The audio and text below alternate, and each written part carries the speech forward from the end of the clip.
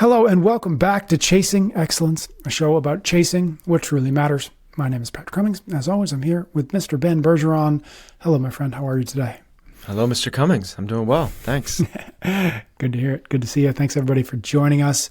We have this episode a rather random selection of questions that I have collected over the last, year plus from gym owners and coaches who have questions about running a gym and coaching. And in previous iterations of the show, before we switched to this new format, we didn't really have a place for it. We didn't want to go too deep in the world of owning a gym and owning an affiliate. But now that we're showing up twice a week in people's feeds, I feel like we've got a little space. We can do these narrower audience. Basically, if you're not interested in this, we'll see you next week. Tune out. Yeah, go back one of the old episodes. If you're not a coach or a gym owner or going to something, maybe if you go to a gym though, you might be interested in this. This would be okay. All right, so let's or not you kick own people another out business. Let's not kick people out of our episode here. Come on now. If you're here, welcome. We'll give you something you like. Right away. It's like, hey, so this isn't going to be for you. So, all right. Great marketing we've got here. All right. But we do have 5 questions. I'm excited to get into these. These are all listener questions, of course. So we're just going to jump right into it. This first question: do you ever coach a night class or take steps to ensure that your members who attend later sessions get to meet you and that you get to know them better? For those folks who don't know, you train and you coach in the morning. So this is an appropriate question for you. Yes. So the answer to that is yes and no. So if the question is, do I ever coach or take a night class? The answer is no. And the reason is I really believe in creating boundaries for myself and hard lines. And one of those is leaving to get home to spend time with my family at a certain time. Mm-hmm. So I made the conscious decision that the later people, I am not going to get to know them. And I'm okay with that. Mm. And that was you can't have it all. We just have to start with that. Like, we can't have it all. And I'm going to invest a ton into the morning, but I'm also going to invest a ton into my family, and those things matter. Mm-hmm. Now, what I do try and do more often than not is on my way out the door, and Patrick, you know the way our gym is set up, but basically our offices are upstairs. I walk through the gym on my way out the door. So I see those people, and I walk out usually when the late class is warming up, and I do a lot of side conversations, a lot of high fives, a lot of, how you doings and that type of stuff. So I am trying to be a presence, and I am trying to get to know people, but I don't take or coach those classes. Mm-hmm. And I know I would have a better, stronger relationship if I take or took, but that also keep me here 45 minutes longer than I'm willing to be. Yep. We also used to offer a much later class, which we don't offer now. But when that much later class, we used to have a class that started at 7:30. I didn't know those people at all. That's my bedtime. And I didn't even try, and I didn't try to pretend. But I did let them know. I had conversations when I would see them at social events. I would introduce myself, and I would let them know. I'd straight up be like, so great to meet you. I don't get a chance to see those guys. I made the decision to go home to make sure I was with my family. I just told them exactly. Yep. So it wasn't this ambiguity of like, does he not care about us? Does he not know this? And I just made it really vocal in terms of the way I structured my day and the way that I found it was important.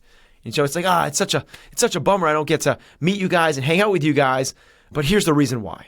Mm-hmm. So I've found that that's worked really well for me. Again, we've talked about in the past about how blurring of boundaries is a challenge for me. I talked about this in a recent podcast that we had real quickly, but the one that we had with Mark England, that I recently took a personality test from a book called The 4 Tendencies, and I'm an upholder. And I'd assume that a lot of people that listen to this show are also upholders. It's people that like discipline, like routine, like frameworks, like to follow rules, like structure. Doctor says, go do this, you go do this. And that's me. I really like the boundaries. It's something that I don't find restrictive at all. I find it the opposite. To me, it gives me so much freedom. The opposite to me would be the challenge. The opposite would be the lack of freedom, which is some days I'll show up, some days I won't. I don't know if I'm going to stay and coach the late class. Am I going to see them this? And that is really a challenging way for me to live my life. That would be a very anxious experience for me. So if you too are an upholder, maybe you should one of those things. But if you're the other ones are like very, very different, and people find certain ways to navigate life based off of those things. Yeah. I think one of the things you do instead of investing in those, let's just call them the 530, 630, whatever class, is you very consciously invest a lot into the coaches who then turn around and invest into those members. And I think that that's this, when I see this question, what I hear in between the lines is, if I don't do it as the gym owner, there won't be anybody to build the relationship with them, because either I don't have coaches who I can trust, or my coaches, literally, I can't trust them to do these things, or whatever it might be. It's not as if the PM members at CrossFit Million don't get that, the kind of thing that this is talking about or looking for. It's just that they don't need to get it from Ben. Am I wrong? I would love to think that's the case, but here's the reality. I also don't invest into the evening coaches as much as I do the morning coaches. Interesting. Because think about it in reality. Yeah. What's step one of developing a coach? It's watching them coach. Yeah. Spending time with them is what I was going to say. You have to, exactly. Yeah. I'm not there to watch them coach. Yeah. So this is the harsh reality, right? And I would love to say, like, I invest so much in my coaches that I'm so confident and I can trust them to deliver this, world-class experience because I put so much into them. The reality is, I put way more into the morning coaches because I'm taking those classes, I'm coaching in the morning, I'm seeing them, I'm doing that. It's just, again, you can't have it all. You can't have it all. It's a conscious decision I've made. Now, it's not to say I ignore them. It's not that at all, right? And what we really try to do is early on in the coaching development that we have, I try to always have the newest coach the class that I'm taking, so I can always give them feedback. That's the way we work our onboarding process, is they're going to coach the 7:30 a.m. class.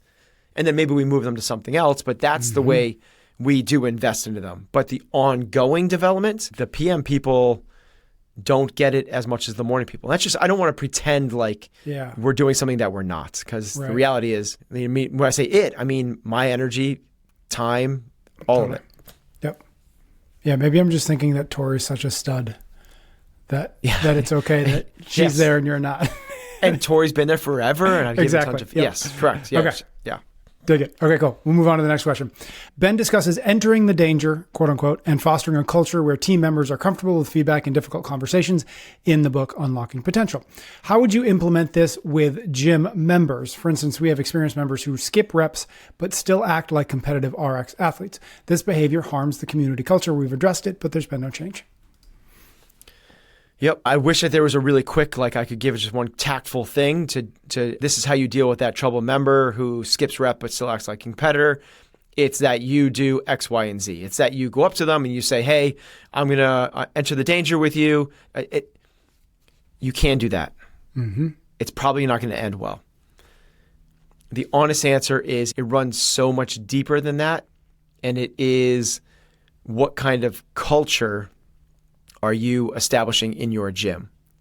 And if you're establishing a culture, just like I talk about in the book, which you're mentioning, it's not about just entering the danger. It's about creating a culture where entering the danger is the norm. That's what we're doing. So are you creating a culture where me coaching you, me giving you feedback, me as the coach telling you something that you might not want to hear that's going to improve you as a person or a player? That's the role of a coach. The role of a coach is to expose things that the player or person may not know or understand or be aware of, show them that gap, and then help them close that gap. So if you're not doing that on the player side of things, meaning if you're not coaching them and they're readily eager to accept your coaching in terms of the points of performance of movement or strategy, technique, mechanics, approach to a workout, if you're not building up the trust by delivering results to them, and then you go and try and coach the person That's not going to end well. You need to first do all of those things and make that the norm. Then what you've done is you've moved yourself from the cheerleader to the tactician, which is I'm the person that can tell you how to squat with your knees out, to the coach, right? Which is the person that can tell you about how to strategy and how you should do outside the gym, to truly the mentor, truly the person that is the spirit guide, person that's going to not only get you better inside the gym, but outside the gym. Now you can talk to them about those things. You can't go the other way around because you haven't earned it yet. So it's not just like, hey, this is how you go and enter the danger. It starts with when you go and coach that person on normal stuff, what are they feeling? If they're not receptive, it's because of one simple thing. You haven't earned their trust. And this is where people hear trust and they eye roll. Oh my God, yeah, it's this thing about trust. This is the foundation. This is the thing that all relationships are built upon. Everything. The most meaningful relationships that you have in your life are with the people that you trust the most.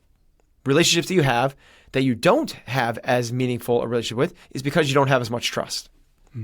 So if that then becomes the litmus test, what you have to do is work really hard to establish trust. So that's that whole, let's lay that groundwork. Okay, now, what would I do? I would go and I would work on coaching that athlete outside of, I'm not going to go talk to them, enter the danger about them shaving reps. I'm going to go first and foremost about building a rapport. What did you do this weekend? Your kid's applying to college, right? How's that going? Did you guys go to the Cape this weekend? You're just like, did you watch the Red Sox game last? You're just trying to build normal rapport. Then from there, now you have this normal rapport and you have a friendship. This is John Maxwell's levels of leadership. You're now at the friend level. Then you might be receptive because you've earned enough trust that this person isn't, if you go and go like, hey, you got to get lower on your squats. What they might be hearing is like, he's telling me that to slow me down so he can stay above me on the leaderboard. Whereas if the coach of the Celtics gives Jason Tatum feedback, he's not going, he's only telling me that because he's trying to get more playing time than me, right? He's going like, he wants to make me a better basketball player. Like when you give that feedback to someone, are they saying in their head, without a doubt, he's trying to make me better? And there's no other second narrative. There's nothing else other than, wow, that's amazing. He's trying to make me better.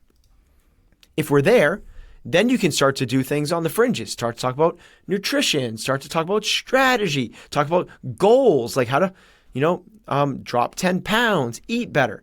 And then after enough trust is laid, then you can go into the enter the danger. Otherwise, you enter the danger and you get your head cut off. It's dangerous. Right. It's a battle. Yeah. Yeah. Got it. Okay. We've got 3 more questions lined up. First, a quick word of thanks from a few sponsors. We're brought to you this week by DUER. You're still not wearing the same pair of cargo shorts from college, are you? I hope not. But if you are, listen up because we've got you covered. Point your internet machines to shopduer.com/excellence, and you'll not only save yourself 20% off some new shorts, but they'll be some of the most comfortable and most versatile shorts you've ever owned. Ever since I got some DUER shorts, that's DUER, spelled DUER, I haven't gone back to my old pair.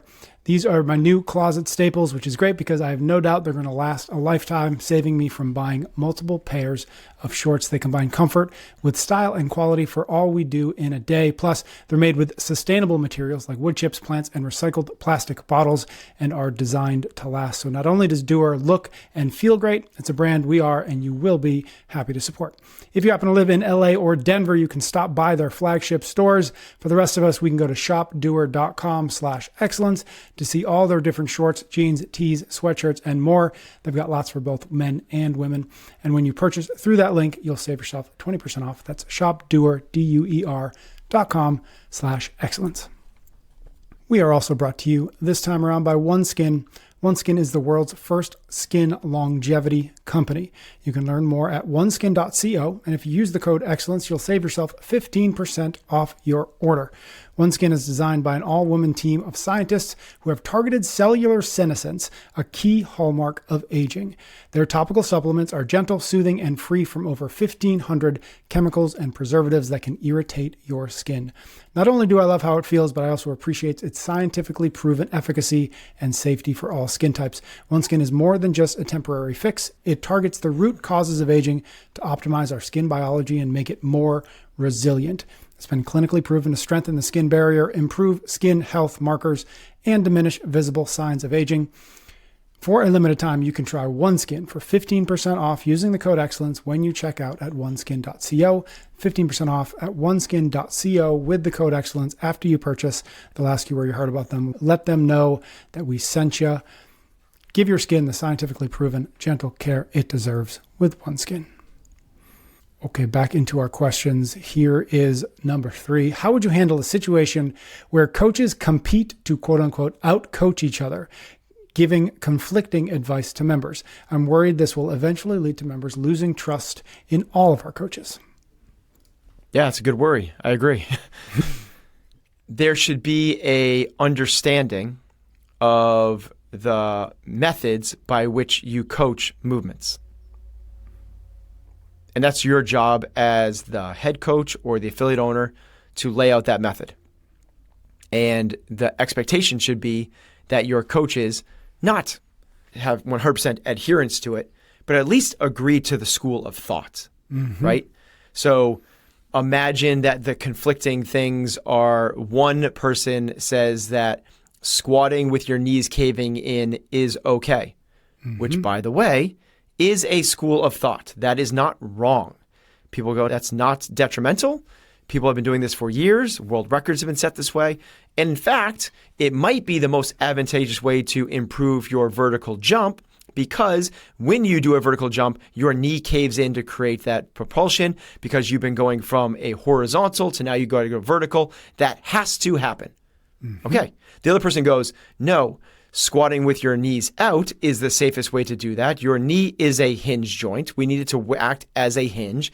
Any shear forces on that is going to break down the hinge. It's really detrimental to allow your knees to cave in. It's a function of weak glutes. We need to work on external rotation of both are cool. Awesome.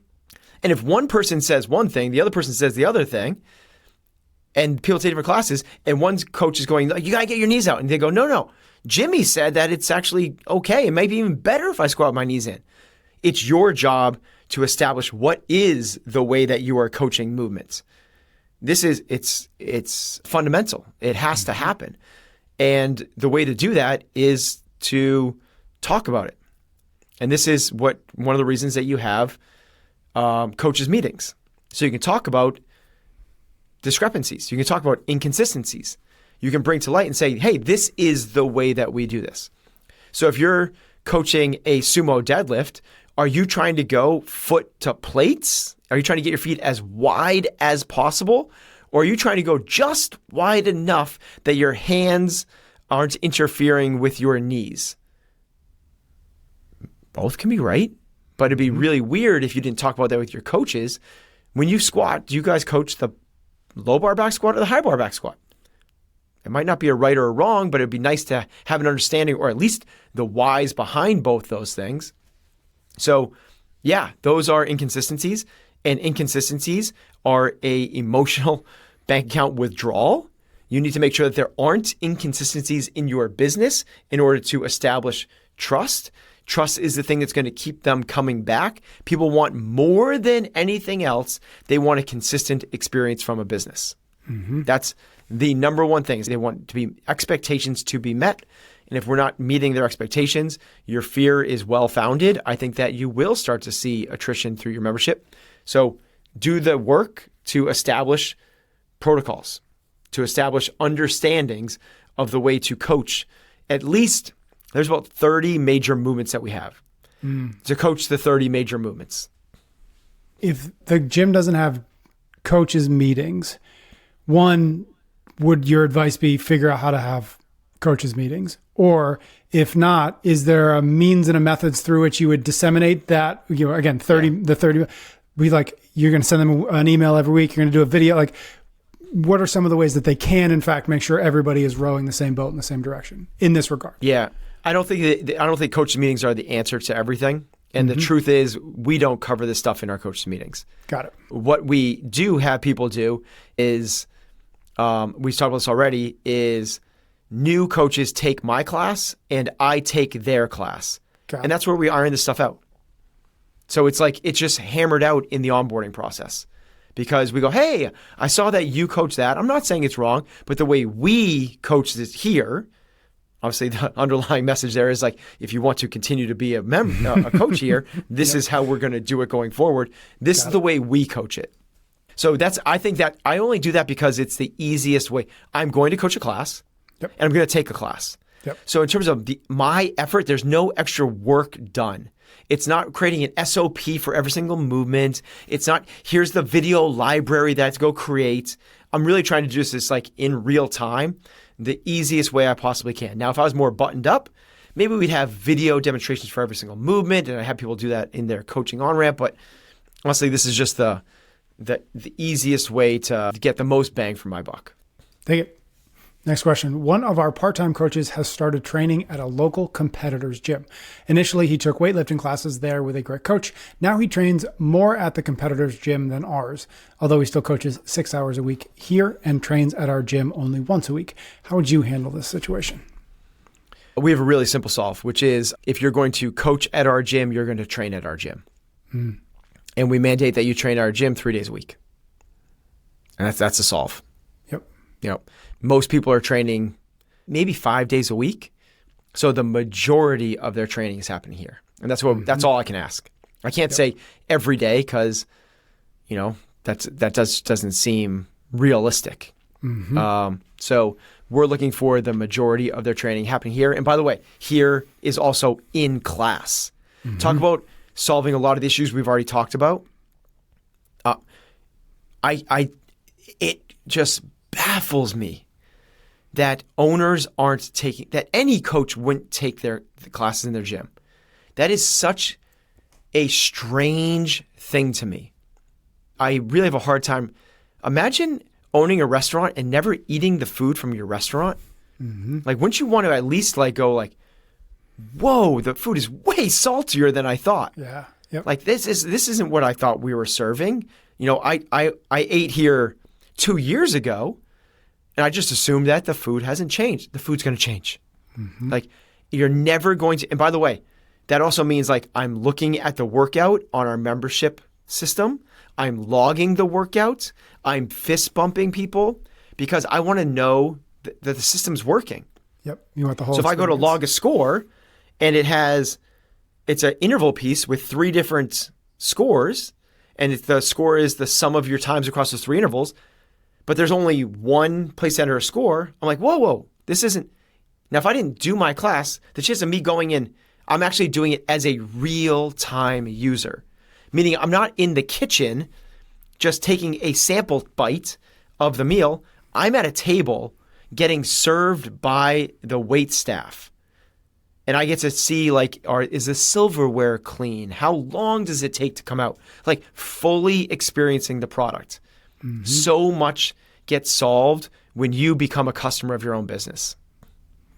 As a person who used to serve tables, the worst day was when the chef would actually sit at your table and you knew that that's exactly what they were doing. And even though you weren't making the food, you knew that it was your responsibility to make everything go perfect. So yes, I know what that feels like.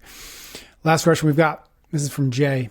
Can you be a great coach if you can't do all the movements? Absolutely. I don't think that Phil Jackson in his 70s could dunk or shoot 3-pointers. He still might be one of the best basketball coaches ever. So it's kind of, once you put it through that prism, Bill Walsh in his 70s coached 3 Super Bowls. I don't think he's running, through the A gap and trying to knock over a linebacker. It's like, oh yeah, wait a minute. Coaching isn't doing. Thank God it's not. I would never be a good coach if it was doing. So it's really, honestly, it's a yes or no question. And the answer is yes. You can be a world-class coach. You can be one of the best coaches ever. John Wooden John Wooden didn't even leave his chair while coaching games. He sat in a chair the entire time coaching UCLA basketball games. You could be the best coach in the world without being able to do any movements. Mm-hmm. Is when you're hiring a new coach there, is there any part of that process, and I know it is a process, something you've thought a lot about, is there any amount of that process that even tangentially looks at how well does this person move?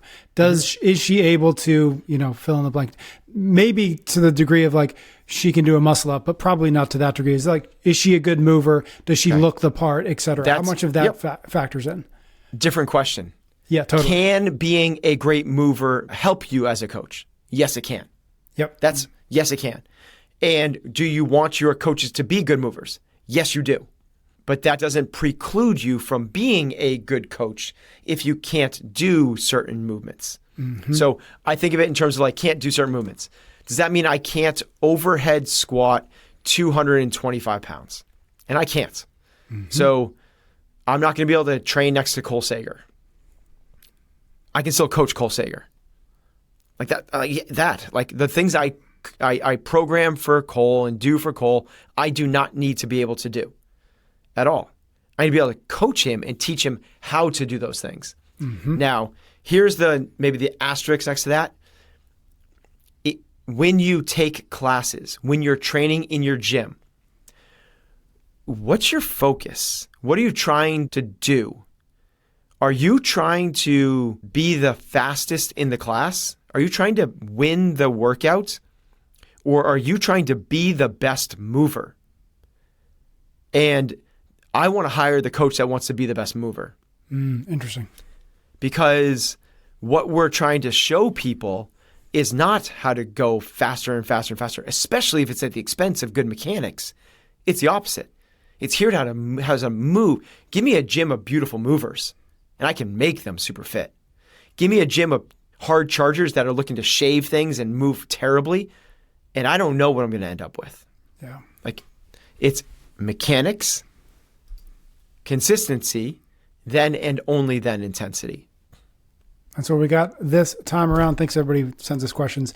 ChasingExcellence.email. Get on the free newsletter list. We send out an email on the weekends with a link to a form. You can submit as many questions as you'd like, and we will do our best to get it into a future episode. Thank you for listening. Thank you for your ratings and your reviews. Ben and I will be back soon for a brand new episode of Chasing Excellence.